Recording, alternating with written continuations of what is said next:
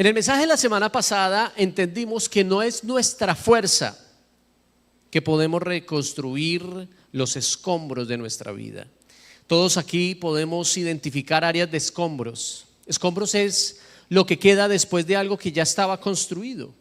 Las ruinas, ya sea porque un enemigo lo atacó, ya sea por el descuido nuestro, ya sea por cualquier situación que haya sucedido en nuestra vida, hay áreas de escombros y queremos hacerlo mejor, queremos salir adelante en nuestras fuerzas, pero la palabra que nos dio la semana pasada es que no es por nuestras fuerzas, es por el poder del Espíritu Santo que podemos reconstruir. Y hoy el Señor no solamente nos va a hablar del problema que podemos afrontar o de los escombros, eso ya lo vimos la semana pasada, sino cómo Dios quiere tratar con nosotros. Diga conmigo. Al final de cuentas, Dios está interesado en tratarnos, no en sacarnos sino en tratarnos, en guardarnos, en cuidarnos y que estemos preparados y no preocupados. La mayoría de nosotros nos preocupamos más de lo que nos preparamos. La preocupación no edifica, la preparación te sostiene, te fortalece para el momento oportuno de Dios, donde Dios va a obrar maravillas en cada uno de nosotros. Pero debemos estar preparados. Quiero recordar brevemente lo aprendido la semana pasada, los 5 puntos que el Señor nos dio. Número 1, aprendimos que debemos despertar, reconocer que hay áreas de reconstrucción en nuestra vida. Despierta en esa área de tu vida, no te quedes con esa situación, vamos a despertar. Número 2, entendimos que no es por la fuerza ni por ningún poder, es por la obra del Espíritu Santo. Número 3, entendimos que la montaña de escombros que hay en nuestra vida no va a prevalecer. Amén. Esas dificultades que nos rodean, que nos impiden muchas veces avanzar, no van a prevalecer. El Señor dice en su palabra que va a abrir un camino en medio de esa montaña. Número 4, el que pone los cimientos en nuestra vida para la reconstrucción es el Señor, y Él se encarga no solamente de poner el cimiento, de construir, sino de promete finalizar la obra. Qué bueno es el Señor que nos permite a nosotros ver en Él la obra de Cristo en nuestra vida. No es mi vida en mis fuerzas en la cual me voy a sostener, no, es en la obra y en las fuerzas de Cristo. Y por último vimos que para construir o reconstruir debemos tener la plomada en la mano. Y recordemos que la plomada es un artefacto en arquitectura para poder entender y poder ver con claridad que también está, que no esté ladeado, ¿no? No es como no sé si usted ha visto en Italia la famosísima Torre de Pisa. ¿Sí la ha visto? Que la construyeron no había buenos cimientos, y al final esa estructura se fue ladeando hasta el punto en la cual ya todo el mundo tiene que verla así de lado porque está ladeada. Algo sucedió similar en Nueva York. Hay una estructura en Nueva York, un edificio que está abandonado ahí en el Bajo Manhattan, cerca donde es la zona cero, todo el downtown, cerca a Wall Street. Hay un edificio, un rascacielos que tiene una pequeña inclinación. ¿Y qué pasa cuando un edificio ya está así? Toca derribarlo.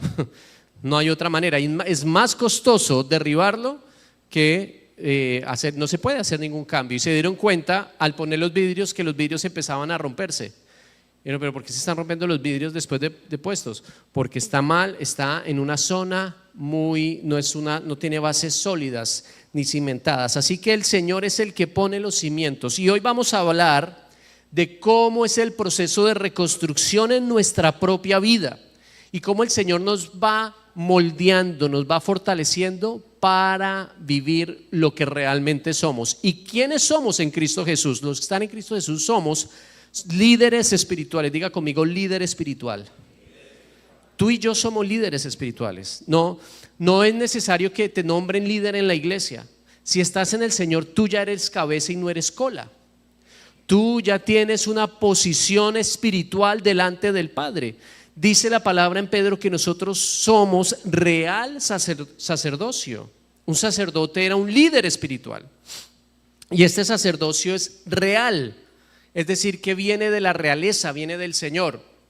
Por lo tanto, debemos entender quiénes somos. Somos servidores de un nuevo pacto. Y si nosotros no vivimos con lo que somos y nuestra posición en Cristo, pues realmente no vamos a reconstruir en el Señor. Así que hoy vamos a ir a la palabra de Dios y vamos a ir un capítulo atrás. Semana pasada estuvimos en el capítulo 4, donde vimos a Zorobabel. ¿Alguien recuerda quién era Zorobabel? ¿Quién era? El encargado de la reconstrucción del templo. Muy bien, eso si no lo anota uno se le olvida. Zorobabel era el encargado de la reconstrucción del templo, pero él no era el líder espiritual. Él no era el sumo sacerdote. El sumo sacerdote era Josué. Diga conmigo Josué. Hoy vamos a ver a Josué. Ya Zorobabel lo vimos la semana pasada. Hoy vamos a ver a Josué, el líder espiritual, el sacerdote. Así que vamos entonces con el primer punto de esta tarde, y es que Josué era un tizón sacado del fuego. Y vamos a ir a Zacarías 3 y vamos a leer desde el verso número 1. Dice: entonces me mostró a Josué. ¿Está hablando quién? Zacarías. Zacarías es el autor del libro profético de Zacarías. Y Zacarías tiene una visión. ¿Ok? Una visión es como una especie de sueño, pero la persona entra a la presencia de Dios y el Señor le permite ver cosas sobrenaturales y empieza a ver algo maravilloso sobrenatural, donde el Señor le muestra a Josué, el sumo sacerdote, que estaba de pie. Miremos todas estas cosas, hay que leer con atención la palabra de Dios. El sumo sacerdote que estaba de pie ante el ángel del Señor y a Satanás. Aquí vemos ya varios actores, vemos a Josué, vemos al ángel del Señor y vemos a Satanás. Vamos a explicar brevemente qué es todo esto. Y este último, Satanás, estaba a su mano derecha para acusarlo. ¿A mano derecha de quién? De Josué, porque no está acusando al ángel del Señor, está acusando a Josué. El ángel del Señor dijo a Satanás: que te reprenda el Señor, quien ha escogido a Jerusalén. Que el Señor te reprenda, Satanás. ¿No es este hombre un tizón rescatado del fuego? Así que vamos a empezar con los primeros comentarios de este texto. Vamos a leer todo el capítulo 3, no lo voy a leer de una, sino vamos a irlo leyendo poco a poco para no perdernos en la lectura y así poder ver todo con claridad. Lo primero que vemos acá es a Josué, el sumo sacerdote, de pie ante el ángel del Señor. ¿Quién es el ángel del Señor? Bueno, el ángel del Señor en el Antiguo Testamento es Cristo Jesús. Amén. En el Antiguo Testamento, cuando tú veas el término el ángel del Señor, es la segunda persona de la Trinidad, que cuando se encarna es Cristo Jesús, pero Él es eterno, Él siempre ha existido. Entonces el término con el cual los antiguos profetas hablaban de esa persona de la Trinidad no es Jesús, porque Jesús nació tiempo después y ese es el nombre del hombre, ¿no? Pero el nombre que se le da en el antiguo pacto es el ángel del Señor. Y este ángel del Señor no es un ángel, sino es la persona de la Trinidad, la segunda persona, Jesucristo nuestro Señor. Y Él está, dice el texto, de pie al lado de Josué. Y al otro lado, estamos como en una corte, ¿no? Estamos como en los, esto se le conoce en teología como el trono de Dios.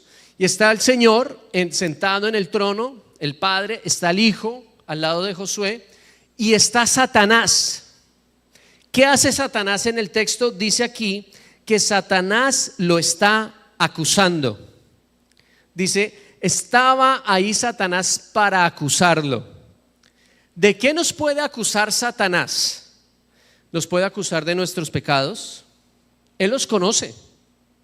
Puede acusarnos de nuestras debilidades. Puede acusarnos de nuestra culpa. por el pecado que hemos cometido. Puede acusarnos de muchas cosas. Él tiene mucho material para acusarnos de.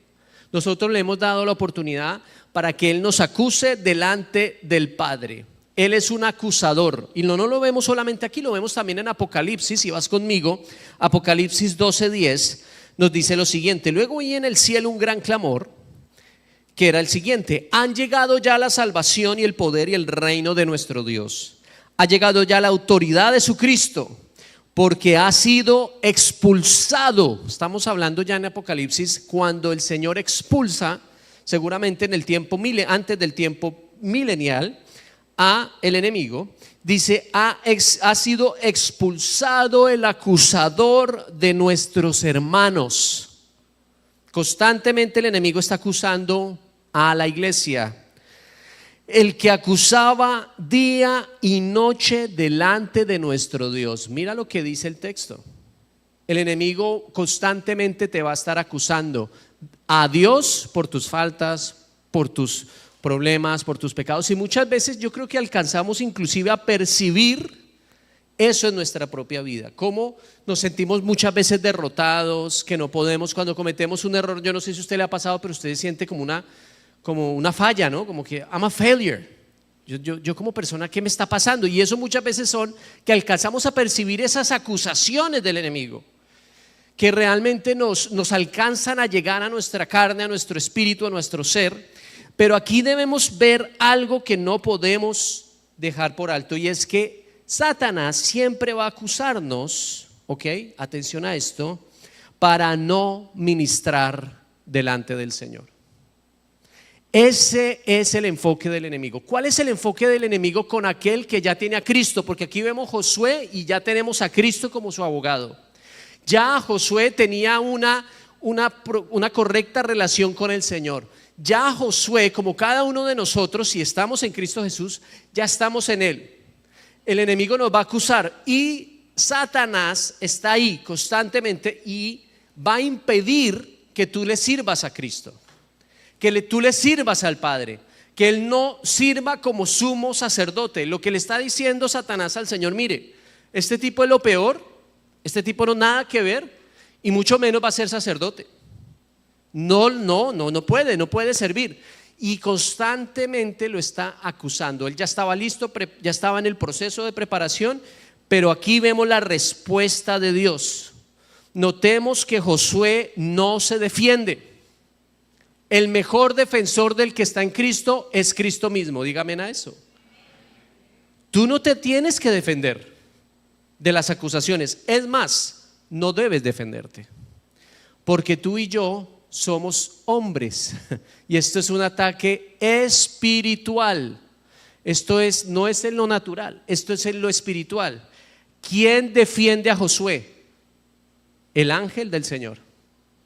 ¿Quién es? Cristo Jesús.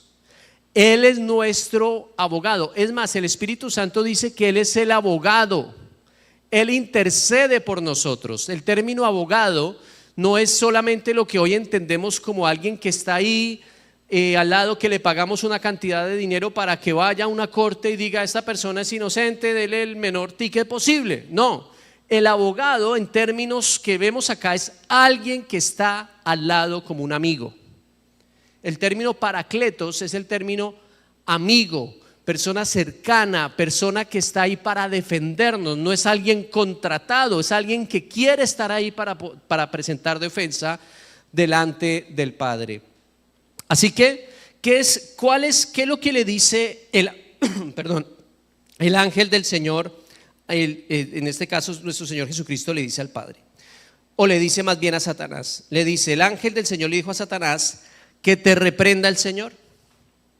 Mira que él ni siquiera él lo reprende, sino dice que te reprenda el Señor. Claro, Él es el Señor, Él es Dios, pero Él dice que te reprenda el Señor.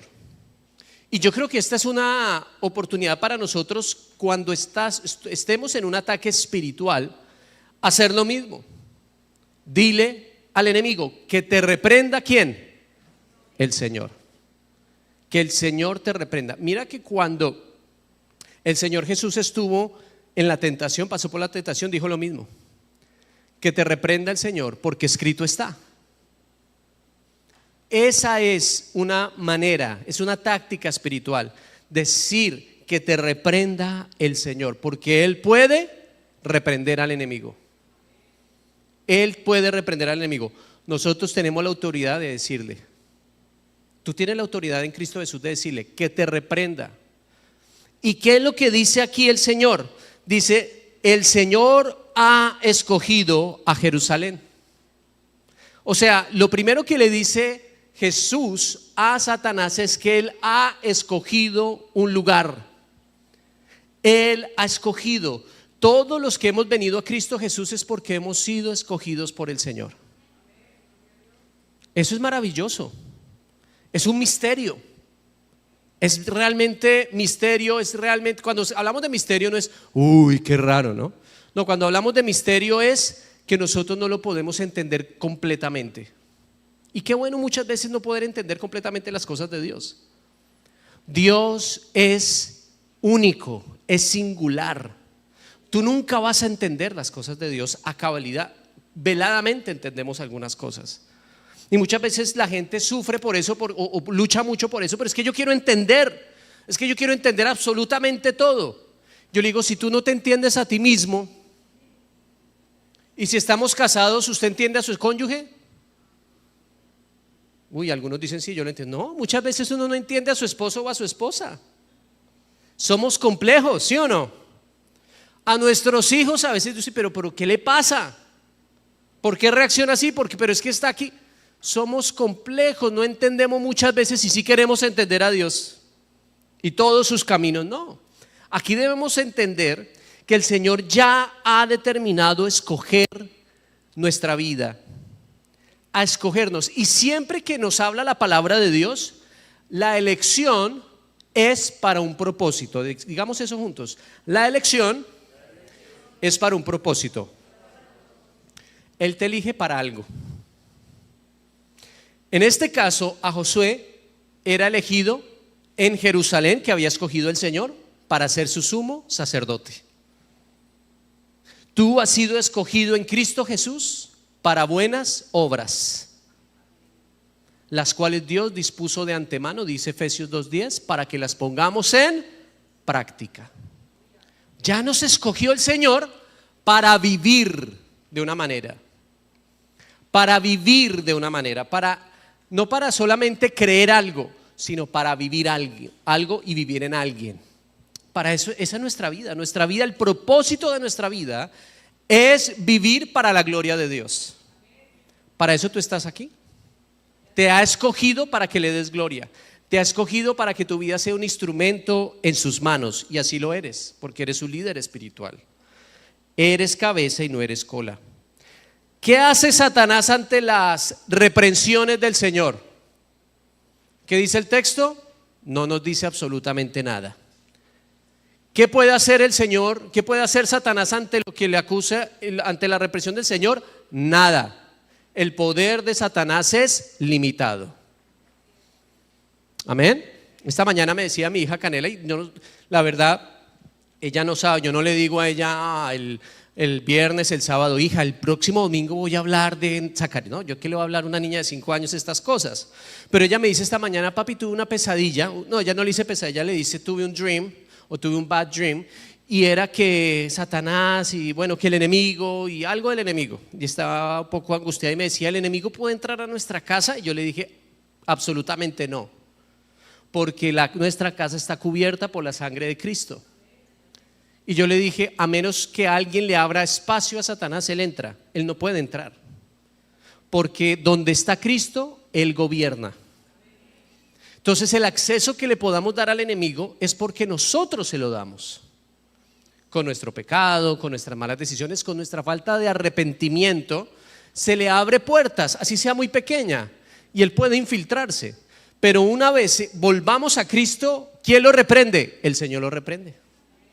¿Acaso no eres tú un tizón sacado del fuego? En otras palabras, ¿no fuiste tú rescatado del infierno? Todos nosotros fuimos rescatados del infierno. Éramos tizones en el fuego de la ira de Dios. El infierno es la ira de Dios. por la desobediencia del hombre, porque el hombre sigue el corazón perverso y las artimañas del enemigo. Pero tú y yo hemos sido rescatados.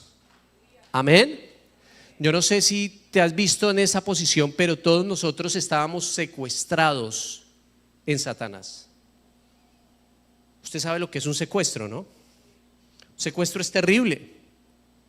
De pronto alguno de ustedes ha vivido el secuestro. En nuestros países puede eso suceder. Bueno, aquí también puede suceder también. Un poco menos de pronto, pero sucede. Y el secuestro, yo recordaba en mi país natal, sucedía mucho, pues sucede ahora tristemente eso todavía sucede, eso me parece increíble que todavía suceda en este tiempo, pero sucede, y es privarle la libertad a alguien.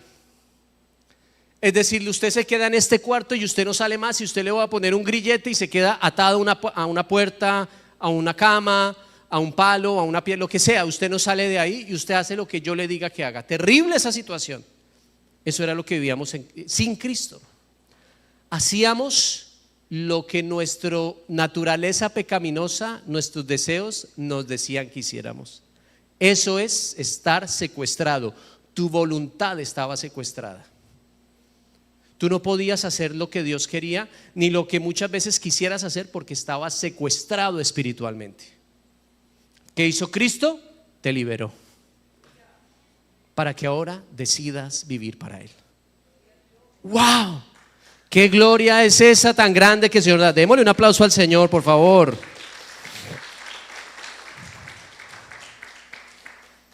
Somos tizones sacados del fuego. Ahora, un tizón, ¿usted ha visto un tizón sacado del fuego? Como un carbón sacado del fuego, ¿no? ¿Quién le gusta hacer barbecues aquí con carbón?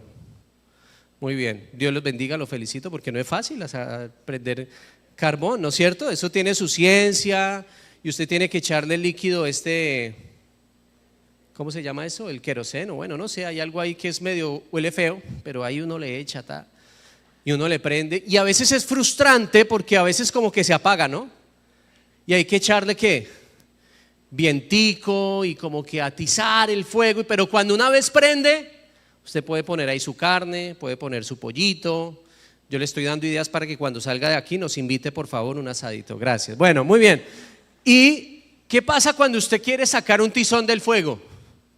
Se va a quemar, ¿no? Usted tiene que hacerlo con pinzas, y si lo llega a tocar se quema, pero también se unta del sucio que tiene este carbón, ¿no? Estos carbones empiezan a soltar una especie de tierra, de negro, ¿no?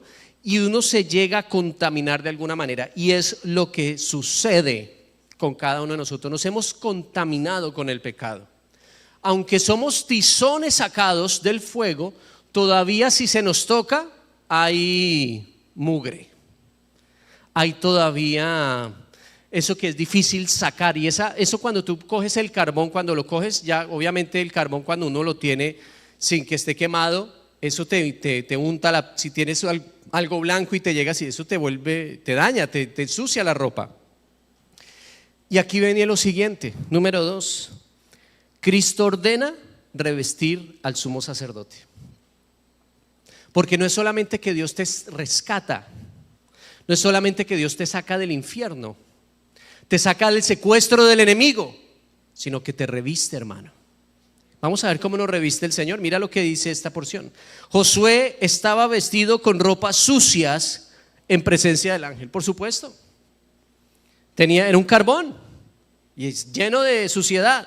Así que el ángel dijo a los que estaban allí delante de él: quítenle las ropas sucias. Y a Josué dijo, o sea, le dijo a los demás: quítenle las ropas sucias, quítenle, hagan eso, esto es un trabajo espiritual. Y a Josué le dice lo siguiente: como puedes ver, ya te he liberado de tu culpa, ahora voy a vestirte con ropas de gala. ¿Quién cree esa porción en su vida? Ya te he quitado las ropas sucias. ¿Qué representaba las ropas sucias? Representaba la culpa producida por el pecado. El pecado produce culpa. El pecado produce condenación, indignación, frustración, dolor, angustia. El Señor dice: ya te he quitado la culpa de tu pecado. Cuando uno ya no se siente culpable, hay libertad para adorar y servirle al Señor. Qué bueno es que tú no sientas culpa por tu vida. Ahora, muchas veces Dios permite una culpa que nos lleva al arrepentimiento. Esa sería la buena manera de verlo. Porque muchas veces tú te sientes culpable por lo que hiciste, pero esa culpabilidad te debe llevar a que te arrepientas, a que te inclines delante del Señor y pidas perdón, a que clames a Él, a que te humilles delante del Señor. Pero esa culpa por lo que pasó ayer, por lo que hiciste hace años atrás, esa culpa por tu pecado, el Señor dice: te la quito. Porque ya no te define lo que tú eras antes, te define lo que yo he hecho por ti, dice el Señor. Mi obra en la cruz, obviamente está hablando el Señor, la obra de Cristo en la cruz ordena quitarnos las ropas sucias. La ropa sucia del pecado, de la maldad, de la indiferencia, del odio, de la amargura, de cualquiera sea la situación. Esa ropa sucia la quita Cristo, porque Él es el único que tiene autoridad para hacerlo. Tú y yo no podemos quitarnos esa ropa sucia. Solamente la puede hacer Cristo Jesús por nosotros. Y por eso dice: ahora puedes ver que te he puesto ropas de gala. ¿Alguien se ha vestido alguna vez con ropas de gala? ¿Para qué son las ropas de gala? Para un evento, para algo especial, ¿sí o no? ¿O usted se pone ropa de gala para irse a dormir en la noche? No, ¿verdad? Las mujeres no se ponen sus tacones, sus vestidos muy lindos para decir: bueno, vamos a dormir, hasta luego. O los hombres sus corbatas, toda su pinta chévere para ir a un matrimonio, para descansar. No, es más, es incómodo hacerlo. Uno ¿cómo se va a poner una ropa de gala para no hacer nada? La ropa de gala es para mostrar. ¿Sí o no? Usted cuando se pone ropa de gala, ¿usted qué es lo primero? Las mujeres, cuando usted se pone ropas lindas, ¿usted qué es lo primero que hace cuando se pone la ropa linda? Le dice a su esposo: ¿cómo? Todas lo dicen así. ¿Y los hombres siempre qué dicen? Te ves preciosa. ¿Y las mujeres qué responden? Usted siempre me dice lo mismo. Usted nunca me dice la verdad. ¿Usted qué le pasa? Usted me lo dice porque es mi esposo. Entonces, ¿para qué pregunta, hermano? Porque si sabe que yo le voy a decir lo mismo. Pero la ropa de gala es para que otros lo vean. Uno no se pone ropa de gala para irse al closet allá a dormir. No. Uno no se maquilla, las mujeres no se maquillan, los hombres no se ponen pintosos, no van para que nadie los vea. No, yo no quiero que nadie me vea. No. La ropa de gala es para que otro lo vea. La ropa en Cristo es para mostrar testimonio. La vida en Cristo es para que otros no digan qué linda eres, qué lindo eres, qué guapo te ves, sino para que vean qué bueno es Cristo en tu vida. La Biblia dice que nosotros en Cristo somos aroma del Señor. El aroma siempre es bueno. El aroma siempre es agradable. Uno nunca es una contradicción lingüística decir qué aroma tan feo. Es una contradicción. Hay un mal olor, pero el aroma siempre es agradable. Sin embargo, dice las Escrituras que para los que se pierden, ese aroma se convierte en condenación, porque los confronta en su propia vida. Nosotros, como vivimos ahora en Cristo Jesús, tenemos y representamos a alguien, no a algo. Usted no representa solamente a la iglesia, usted representa a Cristo Jesús, quien vive en usted si está en Cristo Jesús. Y esa verdad impacta la vida que está a las personas a su alrededor. Y como estás vestido de gala, siempre vas a hacer una diferencia por causa de Cristo. Ahora, esta diferencia no la haces en tus fuerzas, sino por el poder del Espíritu y por la obra de Cristo que nos reviste con la mejor ropa. La mejor de las ropas es la justicia de Cristo. Esa es la analogía. Su justificación es lo mejor que tú puedes revestirte. No con tus buenos actos, no con tu ser buena persona. Todo eso es maravilloso, pero por causa de la obra de Cristo. Y Satanás no puede hacer absolutamente nada en contra de esto. Mire que aquí en el texto Satanás no dice nada. No le contradice al ángel del Señor. No se pone a pelear con el ángel del Señor, pero yo insisto. No, objeción, no. Satanás se tiene que callar. Porque el que habla es mucho más poderoso. Mayor es el que está en nosotros que el que está en el mundo. No podemos tener temor. Mayor es el que está en nosotros. Las acusaciones pueden seguir, pero Cristo es más grande que cualquier acusación. Número 3. No solamente el Señor nos habla aquí de ordena el revestimiento al sumo sacerdote, sino que también hay alguien aquí que habla e interviene. Y esto le titulé nuevo turbante que cubra la cabeza del sumo sacerdote. Nuevo turbante que cubra la cabeza del sumo sacerdote. Yo dije, aquí ya está hablando Zacarías, póngale también un turbante limpio en la cabeza. Y pusieron en su cabeza un turbante limpio y lo vistieron, mientras el ángel del Señor permanecía de pie. Aquí en la visión ya vimos a Josué con ropas que, primero, ¿qué sucedió? Le quitaron las ropas sucias. Luego le ponen las ropas de gala, pero le faltaba algo al traje, le faltaba el turbante. Usted ha visto lo que es un turbante, ¿no? El turbante es una especie de tela que se recubre la cabeza de la persona, que eso se ve mucho en los países de Medio Oriente. Hoy en día usted viaja a esos países o ve en fotos, ve las personas con turbante. Yo cuando estuve en un país de Medio Oriente, en Marruecos, tuve la oportunidad de ir hace unos años. Yo decía, la gente cómo anda en la calle con eso tan caliente en la cabeza. Yo no sé, yo pensaba en mi ignorancia que el turbante producía calor. No, el turbante da frescura, te refresca del calor tan tremendo, te refresca el turbante. Y de hecho me lo pusieron. Usted sabe que uno vaya a esos países y lo ponen y le ponen las ropas y toda la cosa. Es más, pensaron que yo era de allá de la zona prácticamente, porque parece que me veo un poco árabe, ¿no? Me decían Mohamed.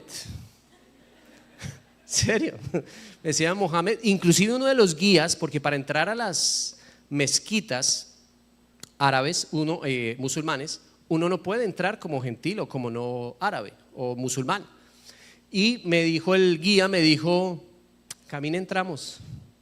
Vamos a una de las mezquitas. Yo creo que usted lo dejan entrar porque tiene una pinta de árabe.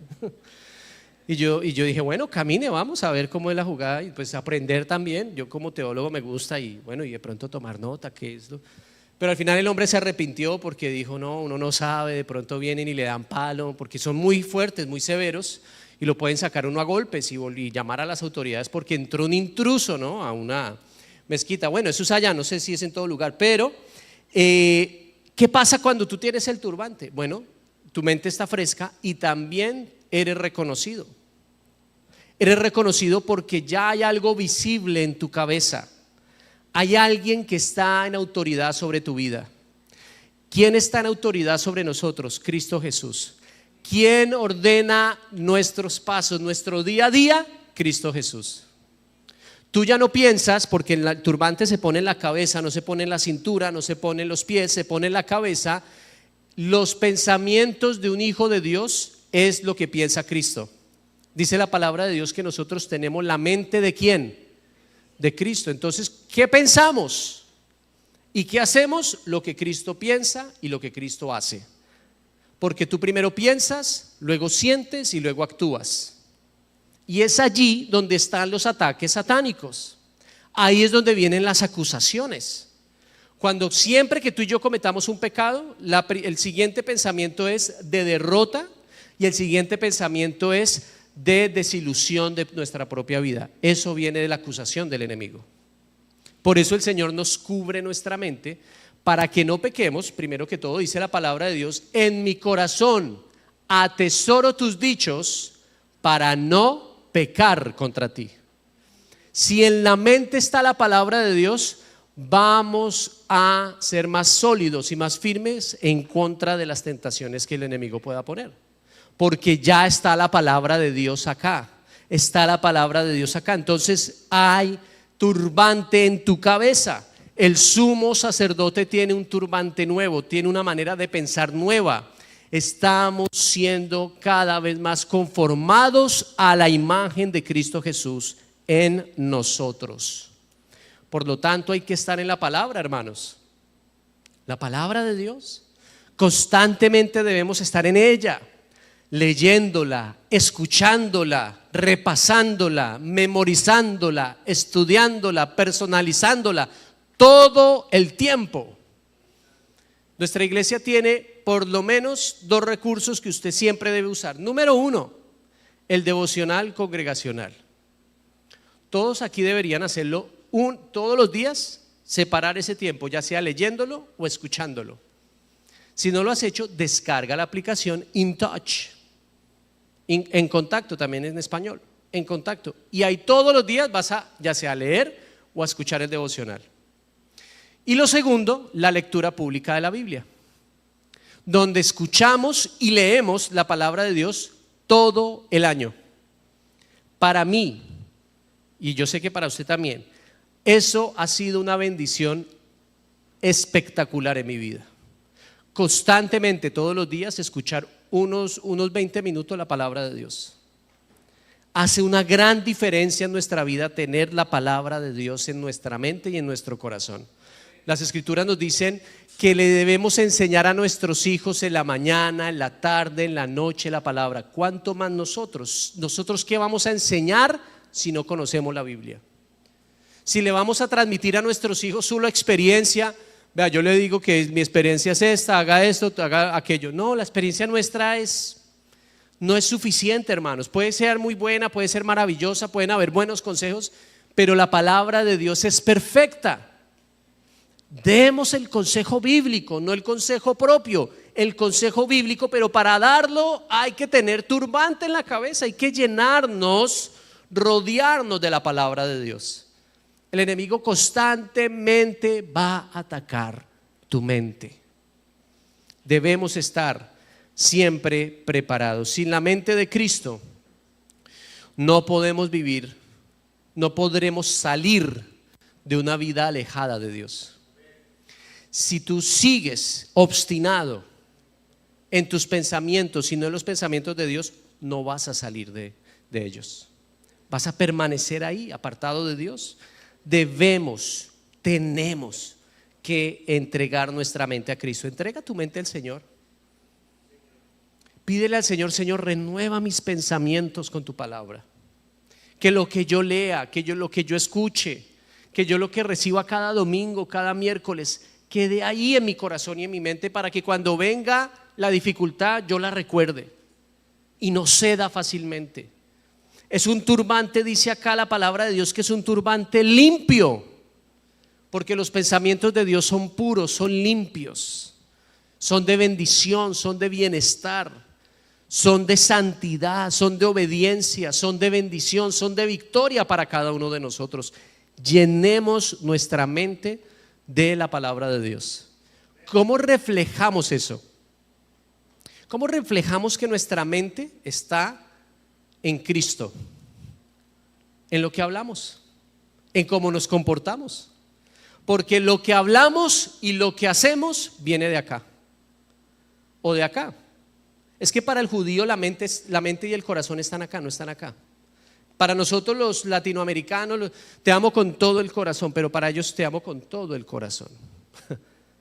Aquí está el corazón porque aquí está en la mente, en el sentir, ahí es donde está todo. Entonces, lo que tú hables es lo que está en tu corazón, lo que está en tu mente.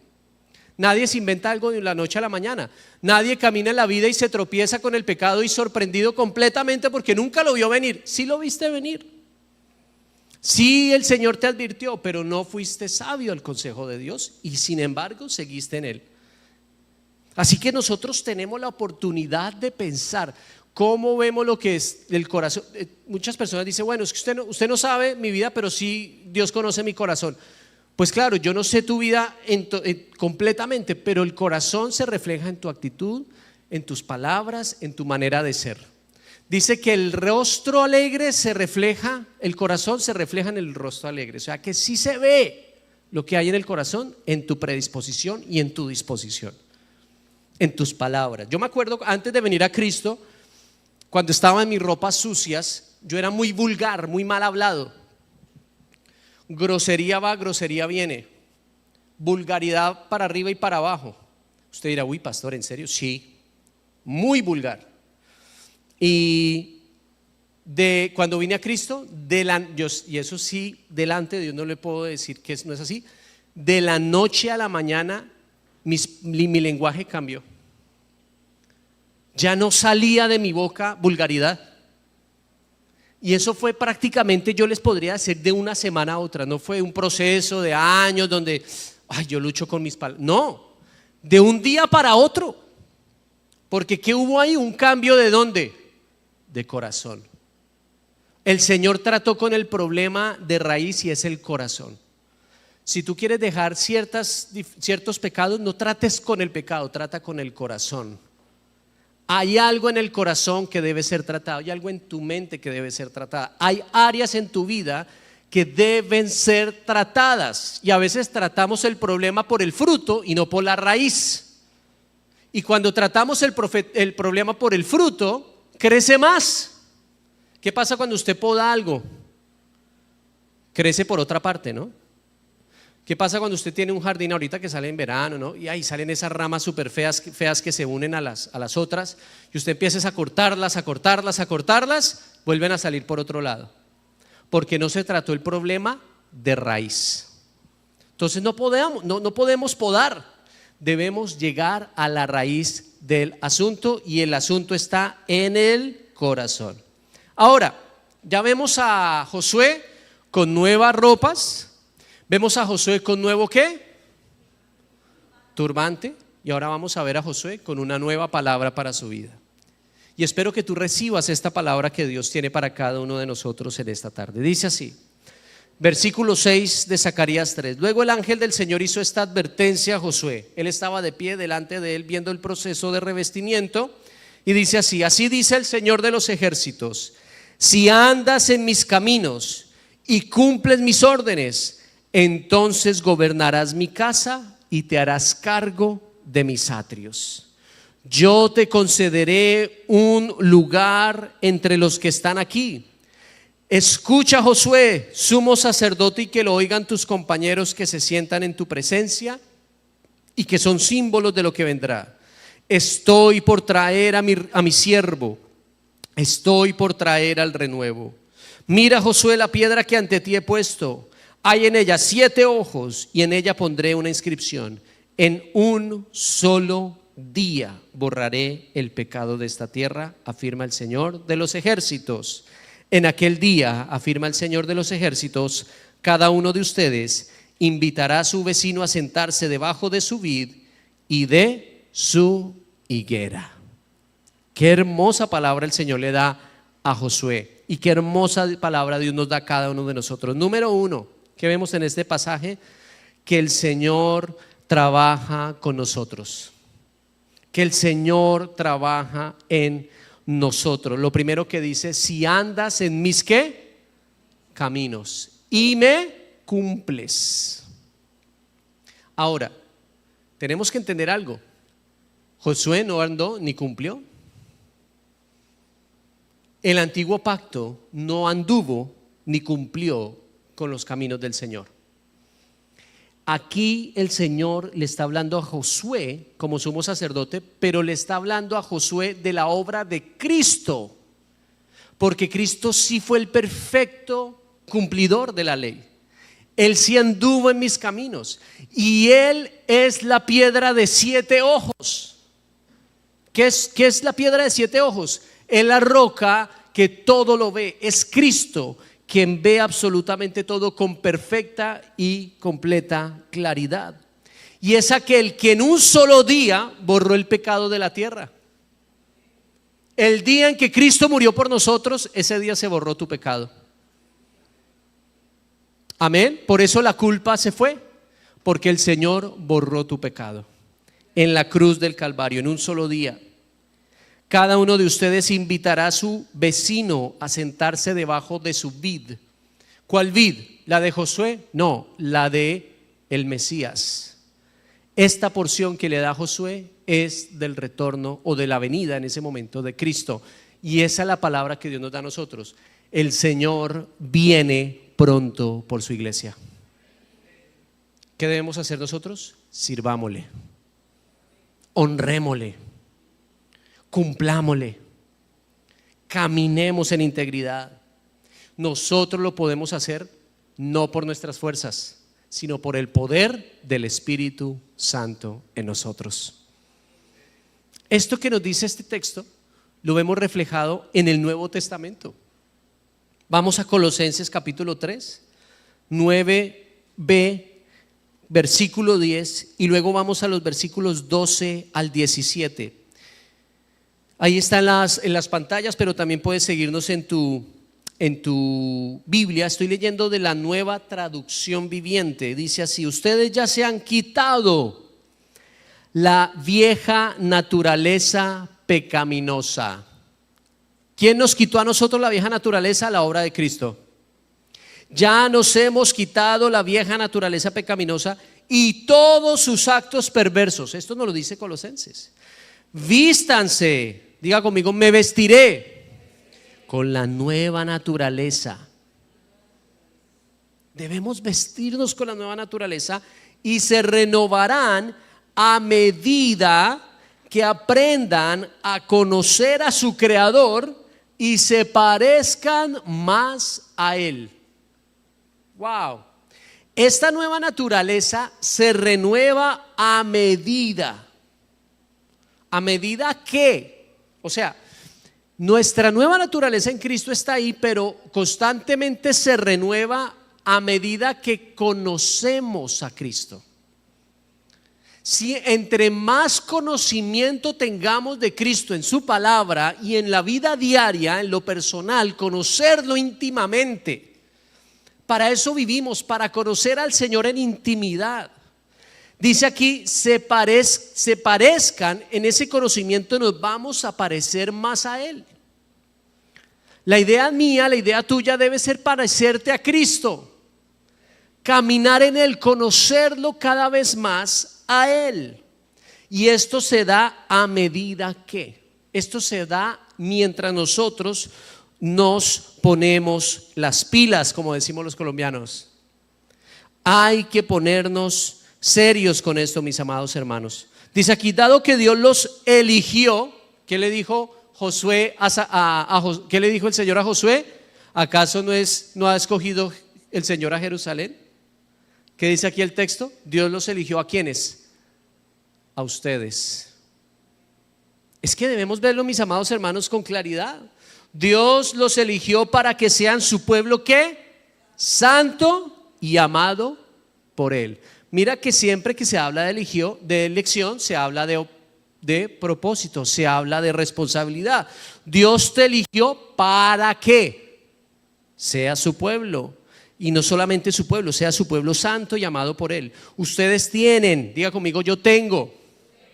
Hay deberes y hay responsabilidades en Cristo. El deber es opcional. Usted debe algo, ¿no? Usted debe hacer algo, pero es un deber que lo hagan. Por ejemplo, el deber de votar. Los que son ciudadanos americanos o de cualquier país, no tiene un deber, pero no es una obligación. Si alguien no quiere votar, no vota. Así lo puede hacer, tiene el deber. Pero aquí nos dice que hay una obligación, hay una responsabilidad que no es que deba hacerse o no. Ustedes tienen, diga conmigo, yo tengo. Aquí debemos entender claramente este pasaje. Yo tengo, cada uno de nosotros tenemos que vestirnos. ¿Vestirnos de quién o de qué? De tierna compasión. Seamos tiernos, compasivos, bondadosos, humildes, que haya gentileza y paciencia en nuestra vida. Ese es el fruto del Espíritu Santo en nuestra vida. Esas son parte de las características de Gálatas 5:19, que nos habla del fruto del Espíritu. Revistámonos de tierna compasión, bondad, humildad, gentileza y paciencia. Añade el verso 13, sean comprensivos con las faltas de los demás y perdonen a todo el que los ofenda. ¿A todo el que qué? Ofenda. Un cristiano no puede decir que está viviendo la nueva naturaleza con rencores, con amarguras, con faltas de perdón, con falta de gentileza, de humildad, de ser bondadosos con otros. Debemos ser bondadosos. Recuerden que el Señor los perdonó a ustedes, así que ustedes deben perdonar a otros. Sobre todo vístanse de amor, lo cual nos une a todos en perfecta armonía. ¿Qué nos une en perfecta armonía? El amor. Vivamos en amor y que la paz que viene de Cristo gobierne en sus corazones. Qué hermosa porción. La paz de Cristo no solamente esté, una cosa es que esté, pero esa paz debe gobernar. ¿Qué hace alguien que gobierna? Da órdenes, dirige, pone en orden. Que la paz de Dios gobierne. ¿Gobierna en tu corazón la paz de Cristo? ¿O qué gobierna en tu corazón? ¿La ansiedad del día? ¿La preocupación del mañana? ¿El temor repentino? ¿La falta de oportunidad? ¿Qué gobierna en tu corazón? Debe gobernar la paz de Cristo. Pues como miembros de un mismo cuerpo, ustedes son llamados a vivir en paz. ¿A quién nos ha llamado el Señor? A vivir en paz. Y que siempre seamos agradecidos. Y todo lo que hagan o digan, háganlo como representantes del Señor Jesús. ¿Tú eres representante de Jesús? Recuerda, somos líderes en Cristo Jesús. Somos líderes espirituales. En otras palabras, somos siervos del Señor. Somos sacerdotes. Vivamos como representantes del Señor Jesús y den gracias a Dios Padre por medio de Él. ¿Qué consideramos en estos pasajes? Lo primero, vivir en el poder del Espíritu requiere constantemente despojarnos de la naturaleza pecaminosa. No podemos agradar a Dios si estamos insistiendo en vivir en la naturaleza pecaminosa. Esa naturaleza que tenemos nosotros, esos deseos siempre contrarios a la naturaleza de Dios. Número 2, vivir en el poder del Espíritu requiere revestirnos de la nueva naturaleza. Y ya lo vimos cuál es. Es una naturaleza llena de compasión, de bondad, de humildad, gentileza, paciencia, amor, perdón, paz. Todo eso es lo que el Señor tiene para nosotros, para que lo vivamos, no para que lo sintamos, sino para que lo vivamos, para que lo reflejemos, para que representemos al Señor. Como siempre le digo a la gente, si usted llega a un ascensor, salude. Llega al ascensor y hello. No importa que le digan no, si no lo entienden, salude, sea gentil. Si está en el supermercado, ábrale la puerta a la persona que está al lado. Sea amable, sea amoroso con toda persona. Eso es ser representante de Cristo. Eso es compartir el evangelio. Demostrar lo que somos, no lo escondamos. No seamos, no, aquí en la iglesia sí, uy, gloria a Dios, chévere, pero allá en el supermercado, ¿qué? Yo no voy a saludar a ese man, ¿qué le pasa? Somos representantes de ¿quién? De Cristo, donde sea y como sea y donde estemos. Qué hermosa porción. La nueva naturaleza se renueva, mientras la vieja naturaleza se está destruyendo. Esa nueva naturaleza se renueva constantemente, pero recuerda, a medida que aprendemos a conocer a Cristo. Si nosotros dejamos de aprender, ¿sabe cómo uno empieza a darse cuenta que no está aprendiendo de Cristo y está conociendo más de Él? Porque esa vieja naturaleza empieza a dominarnos de nuevo. Esa vieja naturaleza que es pecaminosa, que es orgullosa, que no reconoce su pecado, que es lujuriosa, que lo que sea, va a seguir ahí viva. pero debe estar destruyéndose y debe estar viviendo la nueva. La nueva naturaleza se renueva conociendo a Dios, al Señor día a día y pareciéndonos más a Él. Y por último, el revestimiento nos permite reconstruir los valores del reino en nuestra vida, amando, perdonando y viviendo en paz con todos, en gratitud y obediencia. Ese revestimiento te permite reconstruir. Dios te ha llamado a reconstruir los valores del reino. Estamos prontos a ocupar un nuevo espacio. Ya no nos vamos a reunir en unos meses aquí en Bamberg. Por 16 años hemos estado acá. Vamos a ir a otro lugar que requiere reconstrucción, a una iglesia que lleva 182 años en la zona. Y el Señor eligió a Iglesia Cristiana Vida Integral, a ti, a mí, para hacer una diferencia allá. Pero no lo vamos a hacer si no estamos revestidos con el Señor. Esta obra es en Cristo. Las fuerzas vienen del Espíritu Santo en el nombre de Jesús, para que cada uno de nosotros sea parte activa del proceso de reconstrucción, pero que lo veamos en nuestra vida, no solamente en un lugar, sino en nuestra vida, viviendo en clave de revestidos para la reconstrucción que el Señor tiene para nosotros. ¿Qué tal si te pones de pie conmigo? En el nombre de Jesús, gracias Padre. Levantamos nuestra voz en esta hermosa tarde, porque nos habla, Señor, como nos mostraste en el pasaje de Zacarías capítulo 3, cómo Josué era revestido, cómo Josué se le quitaba las impurezas de su ropa antigua, vieja, sucia, manchada por el pecado, manchada por el odio, manchada por el orgullo, manchada como todos lo hemos tenido y lo tenemos. Hoy te pedimos, Señor, que seamos revestidos en el nombre de Jesús, en nuestra mente, en nuestro corazón, con nuevos anhelos, nuevos deseos para honrarte. Purifícanos, aviva de nuevo la llama, Señor. Hemos sido tizones rescatados del fuego del infierno. Somos tizones que tú has sacado, Dios, para que te honremos, para que te glorifiquemos. Y hoy levantamos nuestra voz y te pedimos perdón, Señor, y te pedimos de tu ayuda, Espíritu de Dios, para que vivamos, no solamente para que lo tengamos acá y acá, sino para que lo pongamos en práctica, lo que somos y quiénes somos en Cristo Jesús.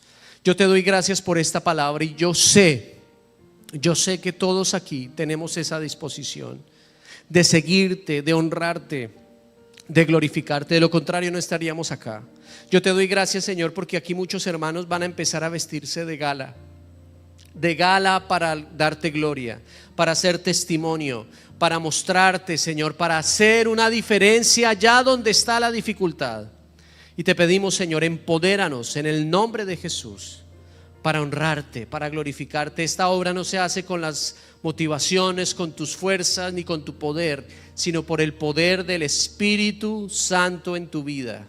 Empodéranos, Señor, para vivir para ti, para caminar contigo, para hacer una diferencia, que perdonemos, que amemos, que restauremos relaciones, que seamos embajadores de Cristo en cada lugar donde nos encontremos. Somos revestidos para reconstruir, para atender puentes, para ser los mejores empleados, para ser los mejores padres, para ser los mejores hijos, en el nombre de Jesús.